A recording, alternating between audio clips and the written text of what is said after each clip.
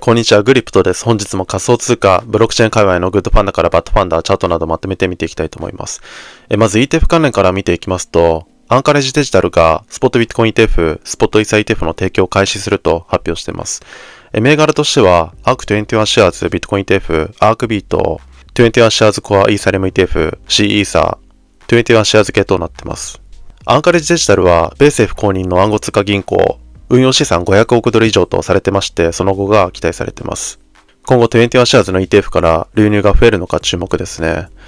あとファンドごとでは、グレースケールが XRP の投資信託、グレースケール XRP トラストの立ち上げを発表しています。グレースケールは過去にも XRP の投資信託を提供してたんですけども、SEC がリップルを訴訟してから閉鎖してまして、今回新たにクローズドエンド型の XRP トラストを発表しています。で、今までのグレースケールの GBTC もですね、投資信託から ETF に転換して承認されてますから、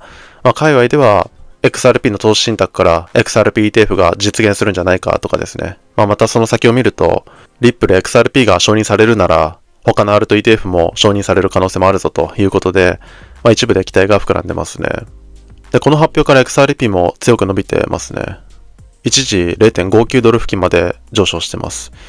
BTC だとも未だプラス 4.1% と比較的強くなってますね。時価総額は7位です。で、前回 SEC 訴訟でリップルが一部勝訴をした時もですね、その後アルトが盛り上がってましたから、今後のアルト市場に注目したいですね。で、昨日の米国の ETF のフローは現時点では全体でプラス 0.39 億ドルの純流入となっています。2週連続の週間マイナスフローとなってましたけども、今週はプラスで終えれそうですね。ただイーサの方は相変わらず閑散としてまして、本日もマイナスとなっています。香港もいつも通りビットコインイーサともにゼロとなってますね。ビットコインの価格は現在58,000ドルあたりを推移しております。昨日発表された注目指標の方では ECB 政策金利が 4.25% から 3.65% へ引き下げ、大幅利下げとなってますが、事前予想通りの追加利下げとなってまして、ユーロの10年債利回り、ユーロは一時的に反発となっています。また、米 PPI8 月度も発表されてまして、前月比は予想の 0.2% に対して結果が 0.2%、コア予想の 0.2% に対して結果は 0.3% と、ほとんど差はないんですけども、どちらも前回上回ってまして、米金利上昇要因となっています。で、他は米新規失業保険申請件数は前回とほぼ変わらずですね、市場への影響はほとんどなかったんじゃないかなと思いますね。ビットコインや米株の各指数はこれらの発表以降続伸した形になっています。米国債昨日は 3.649 を推移しておりまして、ナスダックが 19,423、S&P500 が 5,609、ダウ平均が 41,096、キンゴールドが 2,559 ドル、日経平均が 36,743 円、ドル円が 141.39 円となっています。金の ATH と円高が目立ってますね。個別株の方では、アークインベストがコインベース株を840万ドル相当購入してます。コインベースは直近安値更新が話題になってましたけども、相場師キャッシーのアークは買いとなってますね。ここから反転するのか注目ですね。ビットコインの先物の方では、OI は全体でマイナス 0.98%、額としては302億ドル相当、比率としては全体ではショートが 51.5%、バイナス目はロングが 58.6% と下寄りになっています。今後の指標としては、本日9月13日に米ミシガン大学消費者信頼感指数、9月14日にロシアの実質 GDP 改定値、中国の小売、9月16日に米ニューヨーク連銀製造業景気指数などが控えております。他アナリストの見解ではですね、スタンダードチャータード銀行がビットコインは年末までに ATH を更新すると、トランプが勝てば12万5000ドルだし、ハリスが勝っても7万5000ドルだと強気な予想を出してたりですね。あとは CC データがクラーケンとコインベースの方でたびたびビットコインの開発が見られると。で、クラーケンとコインベースのユーザーは機関投資家とか大口が多いんで、大口が買い集めてるということはですね、そろそろ底打ちが近いんじゃないかというような見解が出てますね。で、市場全体で見たら円と金が高騰していることから、未だリスクオフ傾向が強いのかなと思います。テレビ討論会も終わってですね、ECB 政策金利も通過してますけども、来週17日は米小売、19日に FOMC を控えている状態です。利下げはほぼ確実と見られてまして、予想は 0.25% の利下げとなってますけども、今回の ECB の大幅利下げを見るとですね、一部で囁かれてた 0.50% の利下げもありそうですね。長期的には上への期待が膨らみますが、これだけ長期間利下げ煽られてますんで、予想通りの 0.25% とかだった場合はですね、事実売りでまたもう一段下げる展開も視野に入れておく必要があるのかなと思います。チャートだけ見たら$58,000の攻防となってますが、昨日も少しお伝えしましたけども、6万ドルに到達してもう一回下へ行くというパターンも全然あり得そうですね。ちょうど FOMC の時期と被るかもしれませんね。短期では上は6万ドルの抵抗を抜けられるかどうか、下は何度か耐えてる56,000で再度耐えられるかが焦点になると思います。近々では本日の注目指標、米ミシガン大学消費者信頼感指数は日本時間23時となってますんで、その時間帯にどのように動くのか注目ですね。あとはイーサーですね。ビタリックがまた L2 に対して言及したのが話題になってます。ビタリックは以前にも L2 が増えすぎていることを問題視してまして、L2 の規模をある程度縮小して、L1 の方に負荷をある程度戻したいみたいなことを言ってたんですよね。で、今回その話の続きになってますね。で、ビタリックの投稿を抜粋するとですね、来年からはステージ1以上の L2 のみ、ブログや講演で言及しますと、私が投資したかどうか、あるいはあなたが私の友人であるかどうかは関係ありませんと。ステージ1か0以下のみですと。複数の GK ロールアップチームから年末までにステージ1に到達できる見込みだと聞きましたと。それが実現するのを楽しみにしてます。ロールアップがマルチシグネチャーとして誇張されていた時代は終わりに近づいています。暗号による信頼の時代が到来していますと語っています。要はクオリティの低い L2 が多すぎるんで、一定の基準を満たしたら L2 に関しては L2 として認めませんと。ステージ1基準に該当するものしか私は取り上げませんと。その他の L2 がどうなろうが知ったことじゃないということですよね。で、そのステージ1ってどれを指してるのってのはですね、L2 ビートに載ってるんですけど、で、これがビタリックの意向を完全に反してるのかどうかはわからないですけど、これを見る限りだと、ステージ1に到達してるのは、アービトラム1、オプティミズムメインネット、DYDX の V3、ZK-Sync ライトですね。それしかない。今一番勢いあるベースもステージ0なんですよね。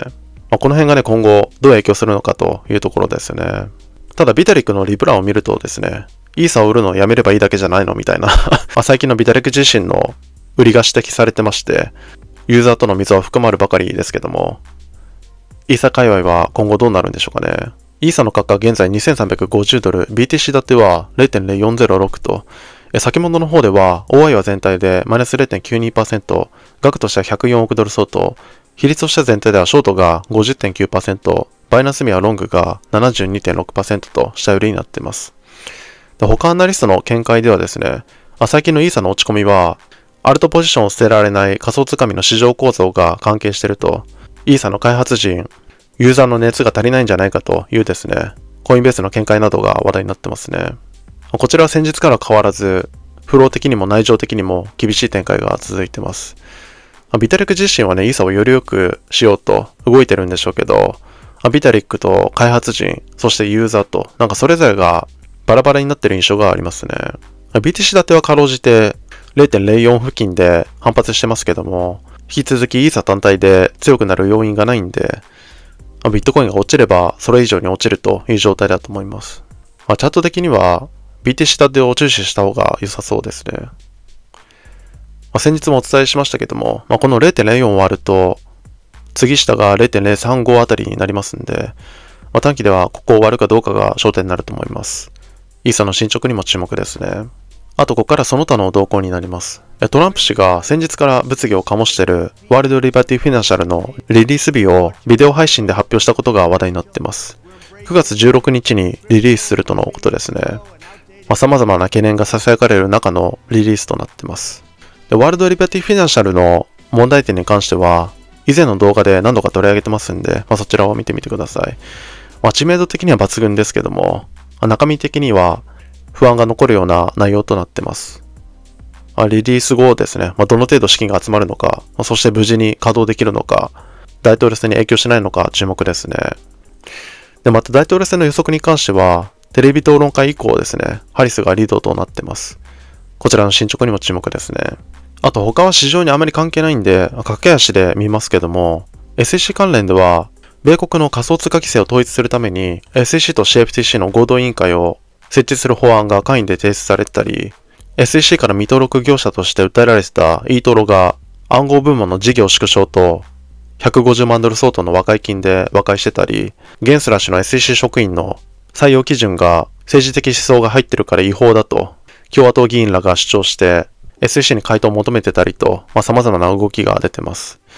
あと他ではロシアの中央銀行が2025年7月までにデジタルルーブルの普及を目指すと声明を出してたり、WeWork の CEO アダム・ニューマンが立ち上げたカーボンステーブルトークン JNT がですね、規制上の理由でリリースできなくなって7000万ドル相当調達してたんですけども、それを返金することになってたり、あとは先日から話題になってたコインベースの CBBTC がリリースされてたりしてます。ラップド BTC 懸念から数日でコインベースがリリースを発表してましたけども、今盛り上がってるベースチェーンでのリリースとなってるんで、今後シェアを奪えるのか注目ですね。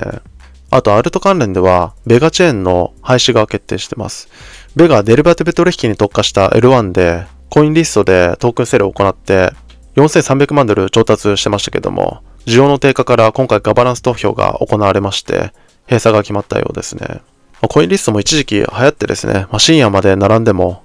全然買えないみたいな私も経験しましたけども、エアドロが流行ってからですね、そのトークンセール自体があまり話題にならなくなりましたよね。ベガは2021年の上場後ですね、一時は25ドルあたりをつけてますけども、現在では 0.06 ドルと、時価総額も1800位となってます。L1 アルトでも生き残るのが難しい時代となってますね。あとその他リリース、資金調達関連では、